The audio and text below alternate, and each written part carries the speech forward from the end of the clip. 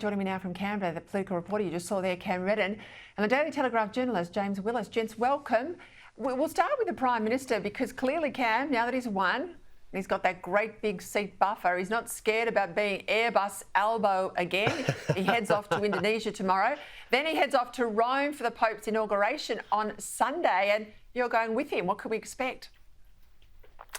Yeah, good for me, I suppose, Peter. My European summer, not quite starting a little bit early, but I did check it 6 months to today since his final or his last overseas visit. That was to the APEC and G20 summits at the middle of November last year. So he did notably put them on hold throughout the campaign. Clearly there was an election to win, Peter, and perhaps a bit of feedback that, look, you need to stay on home base while that election is there to be won. But it's going to be the start of a busy period when it comes to the overseas trips. We can expect that to extend to the G7. I think that's in June in Canada, potentially a trip to the White House as well. One to really watch will be on Sunday when, in amongst all the swearing in or the inauguration of the new Pope, will there be some kind of face-to-face between Donald Trump and Anthony Albanese? We still don't know for certain that the president will be there in the Vatican over the weekend, but with so much attention on this event globally, you wouldn't put it past him rocking up and potentially, Peter, finding a bit of time for some chats with the world leaders on the side. So will that be the time that Anthony Albanese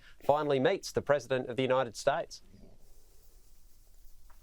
Yeah, I am going to watch him very closely in Rome, I have to say, Cam, because he's made a lot of comments about, finding his Catholicism, and he's spending a lot of taxpayers' money to get that jet all the way to Italy. But I noticed today when he was sworn in with the Governor-General, and I'll come back to this with my panel, he did not swear on the Bible, he took the affirmation. So that's a bit interesting to me. Let's go to the Liberal Party leadership. Susan Lee, as I said, 4 votes ahead of Angus Taylor in the final numbers. Ted O'Brien, of course, elected deputy. Jacinta Nampijinpa-Price, she did not run in the end. I think you're a bit tough on her there to say she was defeated in her bid to be deputy. Cam, she didn't run. Are they going to unite now?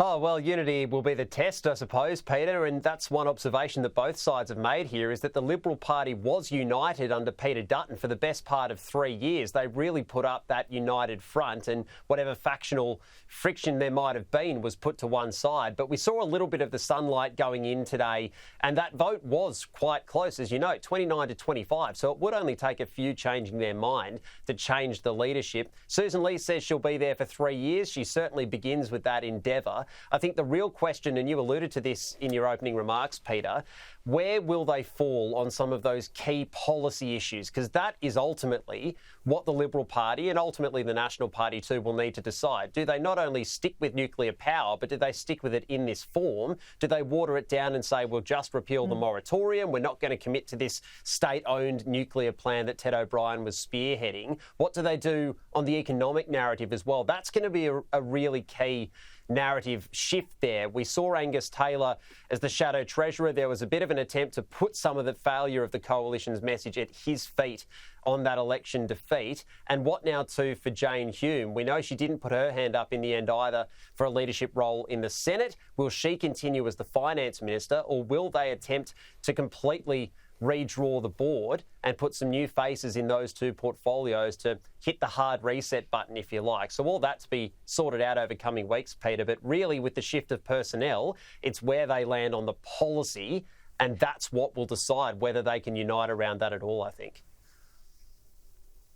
We just saw images there on the screen of Andrew Hastie walking into the party room for the vote today, James. And I have to say, given that Alex Hawke is talked about as being given the job of Andrew Hastie in defence, I nearly fell off my seat today when I heard that Hawke, who is a factional ally of Susan Lee, who was out there doing her numbers, when he had this to say in the morning heading into the Parliament. Who are you backing? Well, I'm going to think about it. I've got a few more conversations to have with colleagues, and I'll make a decision like everybody else.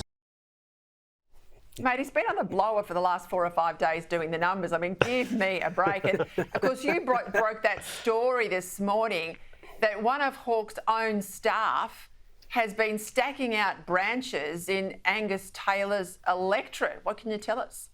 That's right, and this happened over a 6-month period last year, Peter, where a 21-year-old who resides at St Andrews at Sydney University is an advisor / speechwriter for Alex Hawke, a guy called Kokulan Santhakumar, has effectively coordinated a massive branch recruitment drive from other parts of Sydney, from the Blue Mountains, from Penrith, a couple a little bit close, but there's some that are 80 kilometres away, to all fall into a branch which was on its knees with 4 or 5 members in Camden.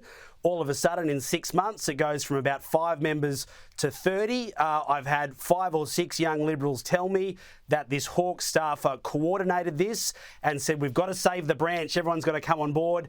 It now looks like the Hawke staffer is going to be president of that branch, and this was a factional play to basically grow control of an area which is in Angus Taylor's electorate, effectively could be voting in pre-selections in the future.